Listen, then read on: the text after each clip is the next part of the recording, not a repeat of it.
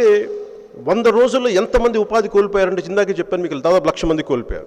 అలాగే వీళ్ళు 4 లక్షల ఉద్యోగాలు విలేజ్ వాలంటీర్స్కి ఇస్తామని చెప్పారు. దీంట్లో నాకు ఇదే హాల్లో చాలామందితో మాట్లాడితే ఈ 4 లక్షల ఉద్యోగాలు ఎలా ఇస్తున్నారంటే ఆల్రెడీ అంటే ప్యారలల్ వ్యవస్థను తయారు చేస్తూ ఉన్నారు.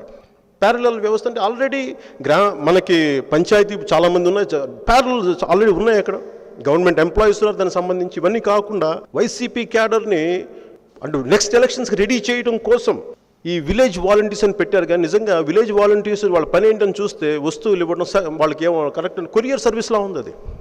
అది విలేజ్ వాలంటీర్స్ అంటే అందరిని కూర్చోబెట్టి కొరియర్ సర్వీస్లా పెట్టుకున్నారు మీరు. వైసీపీ ప్రభుత్వాన్ని మేము హెచ్చరిస్తున్నాం, మీరు ఇదే పద్ధతులు వెళ్తే తెలుగుదేశం వారి జన్మభూమి కమిటీలు ఎంత దెబ్బతీసినాయో మీ విలేజ్ వాలంటీర్స్ కమిటీ కూడా అంతే దెబ్బతీసి విలేజ్ని పల్లెటూరి వాతావరణాన్ని విలేజ్ వాతావరణాన్ని మీరు ధ్వంసం చేసే పరిస్థితులు తీసుకొస్తా ఉన్నారు.